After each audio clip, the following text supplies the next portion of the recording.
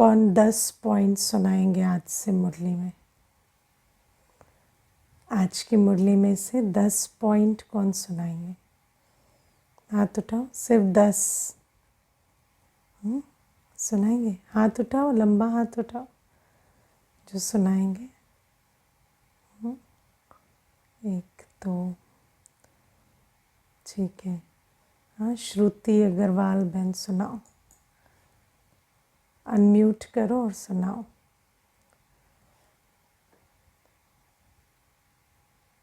हाँ जी, अनम्यूट करो। हाँ जी। पहला पॉइंट है कि हर बच्चे के दिल में है कि पढ़ के नहीं पढ़ के नहीं सुनाना है हाँ, पढ़ के थोड़ी, ऐसे ही सुनाना है। ऐसे ही कौन सुनाएंगे? हाँ, ओपन बुक एग्जाम नहीं है ऐसे ही कौन सुनाएंगे बताओ, बिना पढ़े? हाँ, कोई भी नहीं। हाँ, देखो अभी ऐसे सरप्राइज टेस्ट में ऐसे फेल हो जाएंगे तो थोड़ी होगा। हाँ, सरप्राइज टेस्ट होता है ना बीच बीच में। तो बाबा की मुरली कितनी बड़ी मुरली होती है बाबा की। मैंने गिने, कम से कम 300 पॉइंट्स होते हैं बाबा की मुरली में। हर रोज़ की मुरली में 300 पॉइंट्स है ना। थोड़ा 10 कम या ज़्यादा होंगे, तो उसमें से 10 पॉइंट अगर हम नहीं सुना सकेंगे तो फिर क्या, है ना। तो बाबा कहते कि हमें इतना तैयार रहना है। ये तो सिर्फ ऐसे छोटा एग्ज़ाम, फिर अगर बुद्धि में पॉइंट्स आएंगी तब तो जाकर समय पर परिस्थिति को पार कर सकेंगे। देखो बाबा हमें कहते हैं, माया जब आती है सामने तो हमें ज्ञान के तीर से उसको मारना है, उसको ख़त्म करना है ना। ज्ञान के तीर से माया को परास्त करना है। तो ज्ञान का तीर कब लगा सकेंगे? जब अपनी बुद्धि रूपी तरकश में बहुत सारे, है ना, तीर होंगे ज्ञान के।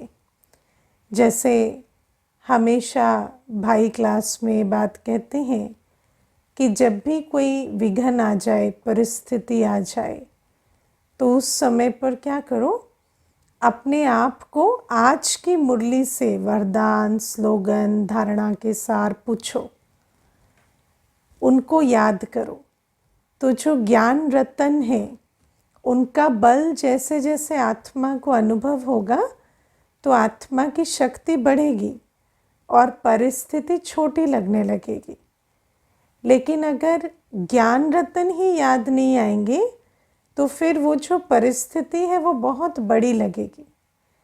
इसीलिए रोज़ की मुरली से हमारे बुद्धि रूपी तरकश में बहुत सारे नए नए जैसे बाण या तीर जमा होने चाहिए। तो कभी भी कुछ हुआ या वैसे भी सारे दिन में थोड़ा उमंग उत्साह भी ढीला हुआ तो अपनी, है ना, निकाला अपने अस्त्र शस्त्रों को और माया को परास्त किया और अपने उमंग उत्साह में पुनः स्थित हो गए। तो इस बात को हमें अटेंशन देना है। और बाबा हमें कहते हैं कि प्यारे बाबा हमें इस समय प्रत्यक्ष फल देते हैं, है ना। फल कैसा होता है? फल खाने से तंदुरुस्ती आती है, फल खाने से ताकत आती है। जैसे होता है ना, मनुष्य कहीं भी जाता है अपनी बैग में एक फ्रूट रख लेता है, भूख लगी, थोड़ा सा भी लो एनर्जी फील हुआ, फल खाया, इंस्टेंट रिचार्ज हो जाता। तो बाबा हमें कहते हैं कि 21 जन्मों का वर्षा तो हमें बाबा देते ही हैं, वो तो भविष्य फल है। लेकिन इस समय जब हम बाबा के पास आते हैं तो हमें प्रत्यक्ष फल ज्ञान का मिलता है ना। आप सोचो, याद करो, जब आप पहले दिन कोर्स करने आए, फर्स्ट डे, तो पहले दिन से ये प्रत्यक्ष फल मिलता है ना। पहले दिन से ऐसा लगता है हमें प्राप्ति हुई। तो बाबा हमें ये जैसे इंस्टेंट फ्रूट, प्रत्यक्ष फल रोज़ ज्ञान का देते हैं। और ये जो ज्ञान का प्रत्यक्ष फल है, ये हमें सर्व गुणों सर्व शक्तियों से भरपूर बनाता है। तो ये जो ज्ञान का प्रत्यक्ष फल है, इसके महत्व को हमें समझना है। क्योंकि आप देखो, दुनिया में कहीं पर भी ज्ञान नहीं मिलता, ज्ञान का फल एक शिव बाबा ही देते हैं। मनुष्य जाएंगे तो किसी न किसी प्रकार की भक्ति हर जगह पर सीखेंगे, है ना। कहीं कैंडल जलाना सीखेंगे, कहीं दीप जलाना सीखेंगे, कहीं कोई कीर्तन गाना सीखेंगे, कहीं कोई मंत्र जाप सीखेंगे, कहीं कोई तीर्थ यात्रा भजन कीर्तन कुछ सीखेंगे। लेकिन बाबा कहते हैं यहाँ जब हम आते हैं तो बाबा के पास हमें ऐसा कुछ नहीं मिलता, भक्ति की सामग्री नहीं मिलती। हमें क्या मिलता है? प्रत्यक्ष फल ज्ञान। और वो जो ज्ञान है, उस ज्ञान को जैसे ही बुद्धि धारण करती है तो आत्मा के अंदर जैसे रिचार्ज होने लगता है, आत्मा को प्राप्ति होने लगती है। जो आत्मा कमज़ोर हो गई, दिल शिकस्त हो गई, उमंग उत्साह घट गया आत्मा का, वो आत्मा जैसे भरपूर बनने लगती है। तो बाबा हमें कहते हैं ये जो ज्ञान का प्रत्यक्ष फल है, ये और कहीं नहीं मिलता। अब आप देखो, जैसे अभी पीछे ना एक माता आई थी कोर्स करने, तो किसी गुरु के पास, है ना, कोई पंथ में वो जाते थे। तो जब कोर्स करने आए तो उन्होंने बताया, फिर कोर्स किया।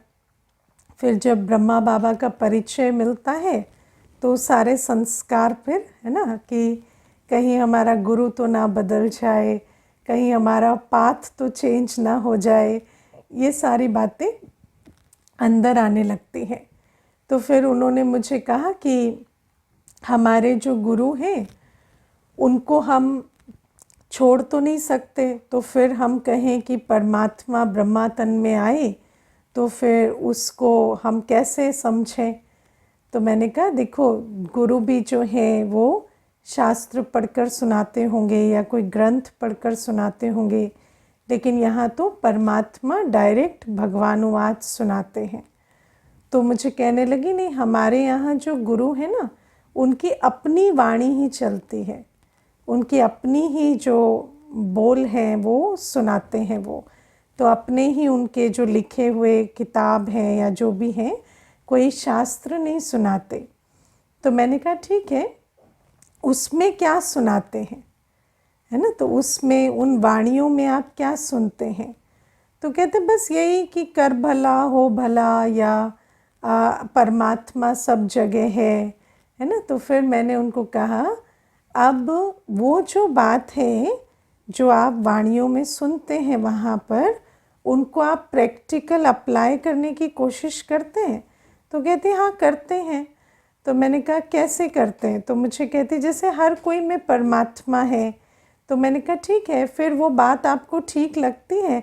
तो कहती हाँ, लेकिन देखो हर किसी में परमात्मा है कहना तो इजी है, लेकिन हर एक को सम्मान तो नहीं दे सकते, क्योंकि अभी कोई पाप कर्म करता है तो उसमें परमात्मा है सोचें तो फिर उसके तो हमें पाँव पड़ जाने चाहिए, लेकिन वो तो पाप कर्म किया है तो फिर उसको परमात्मा कैसे कहें? तो मैंने कहा यही बात हम समझा रहे हैं आपको कि जब हम बाबा के पास आते हैं तो हमें अज्ञान से निकाल बाबा ज्ञान का फल देते हैं। तो बाबा हमें क्या बताते हैं? अभी तक आपने क्या समझा? तो मुझे कहती कि यही कि हम आत्मा हैं और हर आत्मा पुनर्जन्म में आते डिप्लीट हो गई है, और परमात्मा जो है वो जन्म मरण में नहीं आते। तो मैंने कहा ये बात ठीक लगती? कहती हाँ, इसको प्रैक्टिकली यूज़ कर सकते हैं? कहती हाँ, क्योंकि इसमें क्या होता है कि ये भी समझ में आता है हर एक आत्मा है, और ये भी समझ में आता है कि अभी पुनर्जन्म लेकर आत्मा पतित हो गई है, तो आत्मा को मुझे ओरिजिनल स्वरूप में देखना है, उसके वर्तमान कर्मों को नहीं देखना।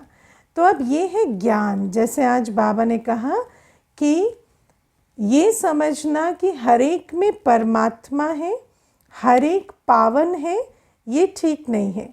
लेकिन अगर हम समझें कि हम पावन बन रहे हैं पतित पावन के द्वारा, तो वो बात राइट है। तो बाबा हमें कहते हैं कि हर एक को पावन समझने से क्या होगा, एक्सपेक्टेशन जागृत होगी। हम सोचें कि ये तो पवित्र आत्मा है, तो पवित्र आत्मा है तो इसके कर्म ऐसे क्यों हैं। लेकिन अगर हम समझते हैं कि आत्मा जो है पावन थी, पतित बनी है, अभी इसको भी हम अगर शिव बाबा की लाइट माइट देंगे तो ये आत्मा भी अपने पावन स्वरूप में स्थित हो सकती है। तो ये ज्ञान है। तो बाबा हमें कहते हैं कि मैं तुम्हें ज्ञान का प्रत्यक्ष फल देता हूँ, और अगर तुम उस ज्ञान की पॉइंट को धारण करेंगे तो तुम्हें शांति का, शक्ति का, स्नेह का, हर एक चीज़ का अनुभव होगा। अब जैसे हम बाबा के पास आते हैं तो बाबा हमें कहते हैं कि देवात्मा, धर्मात्मा, महात्मा, पापात्मा, पुण्यात्मा, अलग अलग प्रकार की आत्माएं हैं, है ना। और परमात्मा एक है। परमात्मा देवात्मा नहीं है, महात्मा नहीं है, पापात्मा नहीं है, पुण्यात्मा नहीं है। परमात्मा तो इन सब से अलग है। परमात्मा जन्म मरण के चक्र में ना आने वाला है। तो बाबा हमें ये बात समझाते हैं।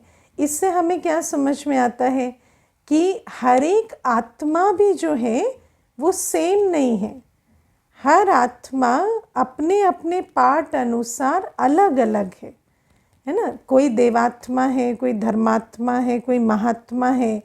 तो आत्माएं जो है वो आत्माएं भी अलग अलग हैं, और परमात्मा भी आत्माओं से अलग है। अब हम जब दुनिया में चलते हैं तो ये जो एक कॉन्सेप्ट है ना इक्वालिटी का, सब समान है या सब एक है, इससे बहुत प्रॉब्लम आती है ना। जब हम सोचते हैं कि सब आत्माएं एक जैसी हैं या सब समान है तो इसमें प्रॉब्लम आती है। बाबा कहते नहीं, हर आत्मा सेम नहीं है। हर आत्मा की अपनी यात्रा है, देवात्माओं की अपनी यात्रा है, धर्मात्माओं की अपनी यात्रा है ना। धर्म पिताएं भी इस समय संगम युग में अंजलि लेंगे ज्ञान की, और फिर आकर अपना धर्म स्थापन करेंगे। हम आत्माएं इस समय पूरा ज्ञान उठाएंगी और फिर हम जाएंगे सतयुग में, राज्य पद पाएंगे सुख शांति की दुनिया में। लेकिन बाबा हमें कहते हैं ऐसा नहीं कि हर आत्मा सेम है, और अगर हर आत्मा सेम है और हर एक का पार्ट सेम है तो फिर तो कोई अगर ज्ञान ना समझे तो हम कहेंगे ना ये मूढ़मती है, इसको समझ में नहीं आता। लेकिन बाबा कहते हैं ऐसा नहीं है। जिसका पार्ट होगा, जो कल पहले समझा होगा, बना होगा, वही समझेगा। तो हम सब आत्माएं हैं, लेकिन हम सेम नहीं हैं, हम इक्वल नहीं हैं, हम सबका पार्ट अलग अलग है। और दूसरी बात, हमें एक दूसरे को सम्मान देना है, इसलिए नहीं क्योंकि सब सेम है या सब इक्वल है, इसीलिए कि सम्मान देना मेरी क्वालिटी है। स्वमान में रहकर सम्मान देना मेरी क्वालिटी है। सम्मान देने से एक्सपेक्टेशन नहीं बननी चाहिए। कई बार क्या होता, ज्ञान को हम उल्टा उठा लेते हैं, तो हम सोचते हैं हम तो इनको आत्मा के रूप में सम्मान दे रहे हैं, तो ये क्यों नहीं आत्मा की तरह बिहेव कर रहे, ये क्यों नहीं पवित्र आत्मा की तरह बिहेव कर रहे, और नहीं तो फिर इनसे हमें सम्मान जो है वो विड्रॉ कर लेना चाहिए। हम क्यों इनको इतना सम्मान दे रहे हैं। लेकिन बाबा कहते हैं सम्मान तो स्वमानधारी की क्वालिटी है। आपके सम्मान, आप जब किसी को सम्मान देते हैं तो वो इसलिए नहीं कि वो अच्छे हैं, इसलिए कि आप एक श्रेष्ठ आत्मा है। और बाबा कहते हैं सम्मान देने की जो कला है ये संगम युगी ब्राह्मणों में होनी चाहिए। लेकिन हमें ये भी समझ में आता है हर एक अलग अलग आत्मा है, हर एक का अलग अलग पार्ट है, और इसीलिए हर एक के पार्ट को हमें साक्षी होकर देखते हुए उसे सम्मान और स्नेह देना है, या उसके कल्याण के लिए शुभ भावना, शुभकामना रखनी है। तो ये सारी बातें हमें बाबा समझाते हैं।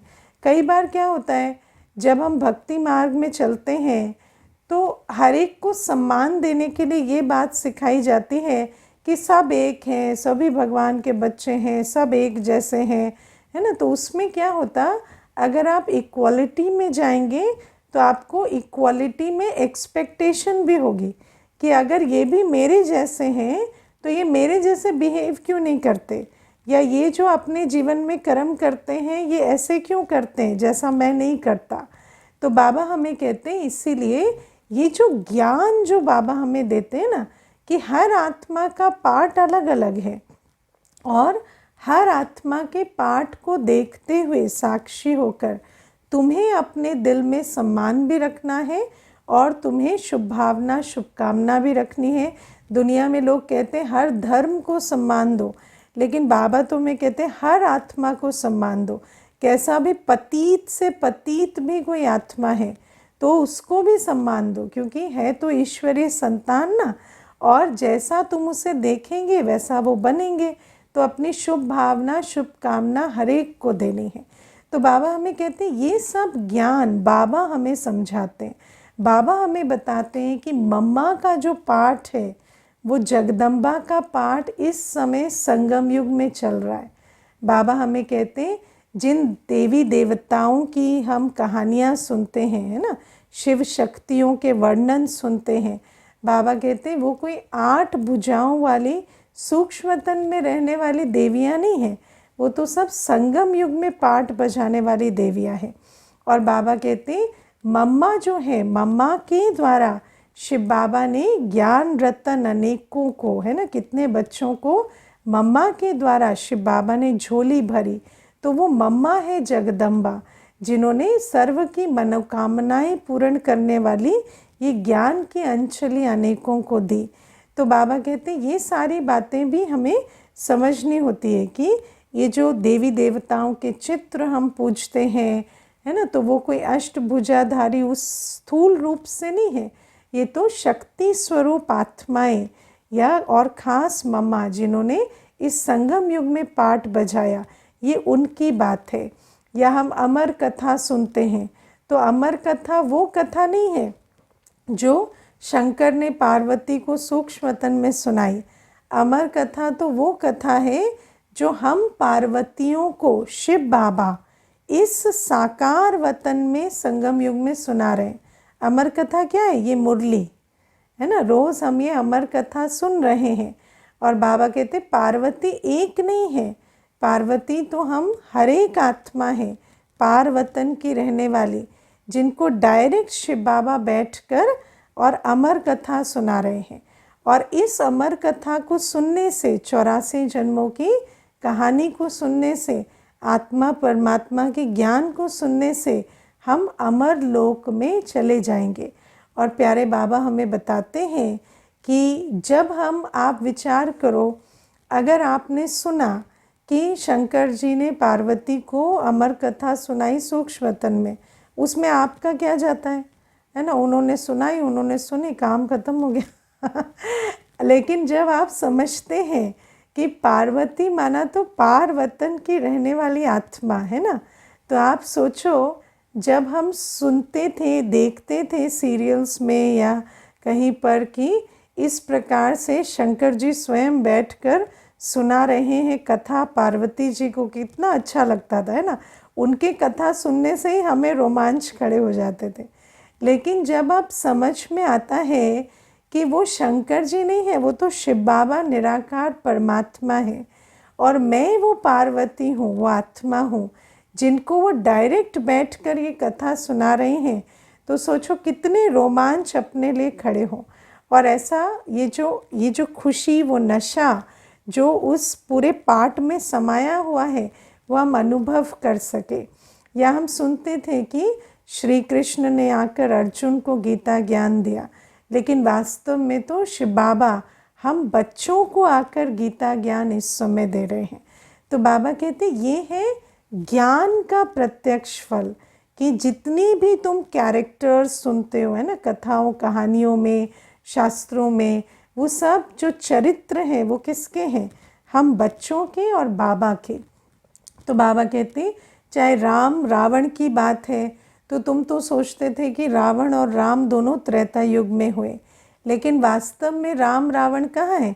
बाबा कहते हैं शिव बाबा है राम जो आए हुए हैं और रावण है जो 63 जन्मों से राज्य कर रहे हैं। और अब हम रावण को पहचानते हैं, है ना। हम सुनते थे, देखो मैं जब रामायण देखती थी ना बचपन में, तो मैं सोचती थी देखो ये रावण कैसा है, ब्राह्मण का वेश धर के आ गया है और इसको कोई पहचान भी नहीं पा रहा, और ये सीता को छल के चला गया। लेकिन और कैसा लगता है सोचने से ना कि कोई तो इस रावण का पर्दाफाश कर देता तो सीता बच जाती, है ना। तो उस समय पर ऐसे दिल में उद्गार आते हैं। लेकिन बाबा हमें कहते हैं कि वास्तव में आप देखो कि वो कथा सुनते सुनते हम एक्चुअली जो सीता है वो रावण के जाल में फंसते जा रहे। कथा भी सुन रहे हैं कि सीता जो है फंस गई जाल में और दुख भी मना रहे हैं, लेकिन वास्तव में वो प्रैक्टिकल होता भी चला जा रहा है। जैसे वो चिड़िया की कहानी सुनाते हैं कि कह भी रही है शिकारी आएगा जाल बिछाएगा फंस मत जाना, और फंसती भी जा रही है। तो हमारा वो हाल है। तो बाबा हमें कहते हैं अब तुम पहचानते हो कि रावण क्या है, ये 5 विकार है। और ये जो 5 विकार है इनके चपेट में हम 63 जन्मों से फंसते भी जाते हैं, राम राम करते भी जाते हैं शोक वाटिका में। लेकिन जब बाबा आते हैं तो बाबा हमें पहचान देते हैं कि देखो तुम तो इन विकारों को अपने जीवन में पाल रहे हो, पोस रहे हो, इनको हर तरह से फीड कर रहे हो, है ना, सिखा भी रहे हो, वर्षे की तरह बच्चों को भी दे रहे हो, है ना। मनुष्य कहता है कि दे गीत बनाते हैं, बहुत सारी बातें कहते हैं, मोह जो है जहर है, या मोह में दुख होता है, या मोह से इतनी पीड़ा होती है। लेकिन बच्चों को भी अटैचमेंट सिखाते हैं, है ना। अगर बच्चा जो है वो मोह ना रखे, है ना, किसी के दुख में दर्द में रोए ना, तो कहते तेरे को प्यार नहीं है, तेरे को आंसू नहीं आते, वो देख कैसे रो रही है, तड़प रही है, तुझे बुरा नहीं लग रहा, तो उसको मोह सिखाते भी हैं। तो बाबा कहते एक तरफ तो रावण की कहानी सुनते हैं और वहाँ पर दुख मनाते हैं, लेकिन खुद जो सीता है वो रावण के जाल में फंसती जाती है। फिर बाबा जब आते हैं तो हमें समझ में आता है। तो बाबा कहते हैं जब हम हिस्ट्री पढ़ते हैं, जब हम ये जो पौराणिक बातें सुनते हैं, तो हमें ये नहीं समझ में आता कि ये तो संगम युग में प्रैक्टिकल ये सारे पाठ हमारे हैं। और ज्ञान नेत्र से हमें समझ में आता है, जब बाबा हमें ज्ञान सुनाते, ज्ञान का प्रत्यक्ष फल देते हैं, तो रियलाइजेशन होती है ये सारी बातें तो हमारी अपनी हैं। और बाबा फिर सबसे बड़ी बात क्या बताते हैं कि तुम तो कोई साधारण आत्मा नहीं हो, तुम तो स्वयं ईश्वरीय संतान हो। और दूसरी बात, जिन देवी देवताओं की तुम पूजा करते हो, तुम वही देवी देवता हो जो आपे ही पूज्य आपे ही पुजारी बने। तो बाबा हमें पुजारी पन से छुड़ाकर पूज्य बनने की मेहनत में, है ना, जैसे प्रोत्साहित करते हैं कि अब तुम पूजा छोड़ो, अब तुम पूज्य बनने की मेहनत करो। देवी देवताओं की पूजा जिनकी करते थे, तुम हो वही आत्मा, तो तुम अब पूज्य बनने की मेहनत करो, है ना। तो बाबा हमें ये ज्ञान देते हैं। और आप सोचो कि जैसे जैसे ज्ञान का इंजेक्शन बुद्धि में जाता है तो उमंग, उत्साह, स्वमान, है ना, हम आत्मा जो अपने आप को सोचते थे कि हम तो कुछ कर ही नहीं सकते, हमारा कल्याण तो कोई दूसरा करेगा, हम पर कृपा होगी, आशीर्वाद होगी, हमारे ग्रह बदलेंगे, है ना, हमारे परिस्थितियां बदलेंगी, तब जाकर हमारा कल्याण होगा। आज मनुष्य कितना भटकता है कि कोई तो मिल जाए जो मेरी ग्रह दशा बदल दे, कोई तो मिल जाए जो मेरे, है ना, कोई जो मेरे पर सर पर हाथ रख दे, किसी देवी देवता की कृपा हो जाए, आशीर्वाद हो जाए। और अब हमें समझ में आता है कि हम तो कृपा मांगने वाले नहीं हैं, हम तो स्वयं जो पढ़ाकर जो शिव बाबा हमारा कल्याण कर रहे हैं उसकी डायरेक्ट संतान, हम खुद ही विश्व कल्याणकारी हैं। हम तो बाबा के साथ राइट हैंड बनकर इस विश्व का कल्याण करने वाले हैं। हम शांति मांगने वाले नहीं, हम तो शांति सागर से योग रख शांति का दान करने वाले हैं। हम तो पवित्र बन पवित्र दुनिया की स्थापना करने वाले हैं। तो सोचो कहाँ हम तो भगत बनकर जैसे अपने आप को, है ना, नीचा नीचा नीचा, उसी को समझते थे कि ह्यूमिलिटी है ना। अपने को समझो मैं तो धूल का कण हूँ, मैं तो कुछ भी नहीं हूँ, मेरे पर दूसरे की कृपा होगी तो मेरा कल्याण होगा। लेकिन बाबा कहते हैं जिनको सारी दुनिया पुकार रही है वो देव आत्माएं आप हो, सबका कल्याण करने वाले आप आत्माएं हो।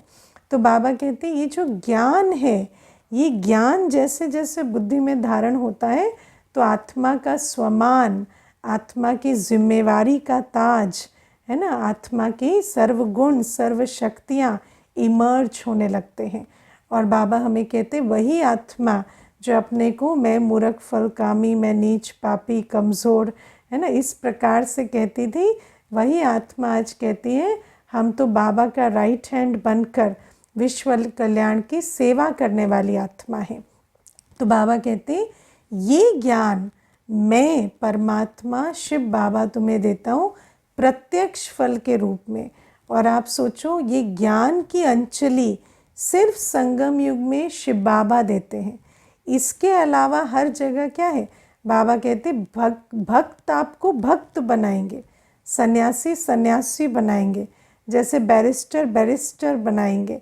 लेकिन भगवान हमें ज्ञान सागर, हमें मास्टर ज्ञान सागर बनाते हैं। और क्या कहते हैं, नॉलेज इज़ पावर। तो जितना जितना हम ज्ञान स्वरूप बनते उतना हम शक्ति स्वरूप बनते जाते हैं। तो इसीलिए ज्ञान को क्या कहते हैं, प्रत्यक्ष फल। क्योंकि जैसे फल खाने से ताकत आती है, ऐसे ज्ञान धारण करने से आत्मा में बहुत ताकत आती जाती है।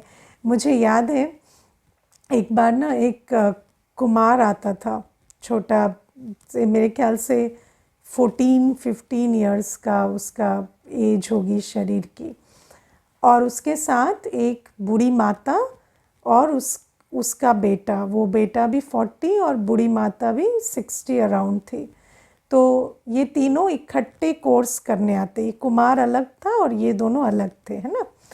तो क्या हुआ कि जब कोर्स करने आते तो ये जो कुमार था ये मुझे कहता मुझे एंग्जाइटी होती है ना। तो मुझे जैसे ना कहीं पर भी एक सोच चलने लगती है तो उसी ट्रैक में जाती है। तो मैंने उसको कहा जैसे ही आपको सोच चले ना, आप अपने माइंड को कहना वहाँ नहीं, डोंट गो देयर, है ना, इधर चलो। और अपने माइंड को एक टारगेट देना, चाहे वो पढ़ाई हो चाहे वो कोई और चीज़ हो, तो उधर उस थॉट को लगाना। तो उसने प्रैक्टिस किया, पहले ही दिन आया था, उसने प्रैक्टिस किया और वो जैसे विजयी भी होने लगा। तो जब वो जो बाद में 3-4 दिन के बाद वो जो भाई था जो 40 एज का था, वो कहता है दीदी देखो एक थॉट शुरू हो जाता है ना तो उसको कंट्रोल करना बहुत मुश्किल होता है। तो ये कुमार क्या कहता है, मैं बताता हूँ उसको कैसे कंट्रोल करते हैं। उसको कहना होता है don't go there, go there तो वो उधर चला जाता है। तो वो कहते तो वो भाई उनको कहने लगा आपने किया है? तो कहता हाँ मैं रोज़ करता हूँ। मैं जैसे ही पढ़ने बैठता हूँ मेरा माइंड कहता है फ़ोन उठा, ये देख वो देख। तो मैं उसको कहता हूँ don't go there, focus on this. तो वो करने लगता है। हम लोग मालिक है ना, हम आत्मा मालिक है। तो आप सोचो कि ज्ञान कितनी बड़ी चीज़ है कि एक आत्मा जिसकी भाषा क्या थी कि मन भाग जाता है, मन चंचल है, मन घोड़ा है, वो तो जिस दिशा में चलने लगता है चलता ही चला जाता है। वो आत्मा जैसे ही रियलाइज़ करती है कि मेरा मन है और वो कहाँ जाता है वो एग्जैक्टली मेरे कंट्रोल में है, तो वो अपने मन का मालिक बनकर स्वमान में उसको ऑर्डर देती है, तो वो मन उसके काबू में आ जाता है। दुनिया में मनुष्य कहते चले गए कि मन को काबू करना इम्पॉसिबल है। तो हमने क्या किया, उस मन को काबू करने के बजाय हर चीज़ को काबू किया, है ना, हर चीज़ को कंट्रोल किया। हम व्यक्ति को कंट्रोल करने की कोशिश कर रहे हैं, परिस्थिति को कर रहे हैं, लेकिन जो मन है, जो थॉट क्रिएट कर रहा है, जो मेरी अपनी एनर्जी है, उसको हमने कहा ये नहीं हो सकता कंट्रोल, बाकी सब कंट्रोल हो सकता है। लेकिन बाबा ने आकर कहा जब तुम आत्मा हो, तुम्हारा मन है, तो कंट्रोल क्यों नहीं होगा? तुम मालिक बनकर ऑर्डर दोगे तो सुनेगा, और ऐसे कहोगे नहीं होता नहीं होता तो कहाँ से होगा? तो हमने मालिक बन के ऑर्डर दिया तो वो मालिक बनकर उसने स्वीकार किया। तो बाबा कहते हैं कि इस प्रकार से एक एक ज्ञान बिंदु से हमें कैसे प्रत्यक्ष फल की प्राप्ति होती है। और फिर बाबा हमें कहते हैं जैसे जैसे हम ज्ञान स्वरूप बनते, एक एक ज्ञान बिंदु में जो गुण, जो शक्ति, जो स्वमान समाया हुआ है, वो जैसे जैसे आत्मा उसको अंदर धारण करती जाती, तो फिर हम सतयुग में देवी देवता बन राज्य करने लायक बनते। और ये ज्ञान हमें 21 जन्मों का राज्य भाग्य दिलाता। बाबा कहते लाखों की मिल्कियत है ना। तो आज एक एक ज्ञान रत्न जो हम धारण करते, वो कल स्थूल रत्नों में परिवर्तित होते और हमें बहुत बहुत सुख, शांति, संपत्ति के राज्य में ये ज्ञान रत्न लेकर जाते। तो ये बाबा आज कहते। और फिर बाबा आज हमें कहते तुम्हें रूह रिहान करनी है ना। अगर तुम्हें नशा कायम रखना है, अंदर रूहानी नशा, तो फिर रूह रूहान करनी, क्योंकि तुम जैसे ही मित्र संबंधियों का मुंह देखते हो तो सारा नशा गायब हो जाता है ना। क्योंकि मोह है, तो जिससे मोह है उससे बुद्धि योग है, और बुद्धि योग जिससे है उसकी स्थिति अपनी स्थिति बन जाती है। अभी क्लास सुन रहे, कितना अच्छा सबके चेहरे मुस्कुरा रहे ना। फिर जैसे ही जिनसे मोह है, जिनसे बुद्धि योग है, वो नाराज़ होंगे या वो कोई दुख में होंगे, तो फिर हमारी भी स्थिति उनके साथ साथ वैसे हो जाती है। लेकिन बाबा कहते कि अंदर तुम संकल्प चलाते हो दूसरे व्यक्तियों के, मित्र संबंधियों के, तो तुम्हारी खुशी गायब होती है। लेकिन अगर तुम अंदर ही अंदर रूह रिहान करो, रूह रिहान क्या होती है? आत्मा परमात्मा से आत्मा की बात करे, आत्मा परमात्मा से आत्मा के ज्ञान की बात करे, है ना। जैसे एक होता है, दुनिया में हमने सीखा कि आत्मा परमात्मा से श्लोक के आधार से बात करे, मंत्र के आधार से बात करे, है ना। दुनिया में हमें यही सिखाया कि आपको भगवान से कैसे बात करनी है, श्लोक गाओ, मंत्र सुनाओ, कीर्तन गाओ, वही समझ में आता है। भगवान को संस्कृत के अलावा कुछ समझ नहीं आता है ना। तो पहले हमने ये सीखा। फिर दूसरी स्टेज आई, हमने कहा बाबा से बात कर सकते। अब बाबा से बात करेंगे और बाबा से इस पुरानी दुनिया की बात करेंगे, तो ये पुरानी दुनिया को घोटेंगे बैठकर बाबा के सामने भी। बाबा शरीर में दर्द है, पैर में दर्द है, बाबा कुछ करो, बाबा देखो मित्र संबंधी को क्या हो रहा है, बाबा नौकरी को देखो क्या हो रहा है। तो अगर बाबा के सामने बैठकर भी पुरानी दुनिया की बातें करेंगे तो नशा कैसे चढ़ेगा, है ना। तो बाबा हमें कहते बाबा के साथ जब हम आत्मा बात करते हैं तो उस बात का जो सब्जेक्ट होता है वो आत्मा परमात्मा के मिलन की बात, 84 जन्मों की कहानी की बात, आत्मा के गुणों की बात, है ना। बाबा कहते कि बाबा के सामने बैठकर अपने दिल के उद्गार सुनाने हैं कि बाबा आपने तो मुझे जैसे उठाकर शूद्र से ब्राह्मण बना दिया और अब आप मुझे ब्राह्मण से फरिश्ता बना रहे हैं। या बाबा को कहना है बाबा आपने तो मुझे पिछले कल्प देवता बनाया और मैं नीचे आ गया, लेकिन आप तो आ गए मेरा हाथ थामने और अब मुझे फिर पकड़कर जैसे यहाँ से नई दुनिया में लेकर जा रहे हैं, खेवैया बन पार लगा रहे हैं।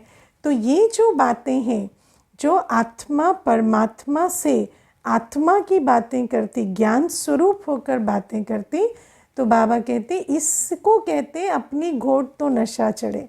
जितना इस रूह रूहान में आत्मा बिजी होगी उतना आत्मा को रूहानी नशा चढ़ता चला जाएगा।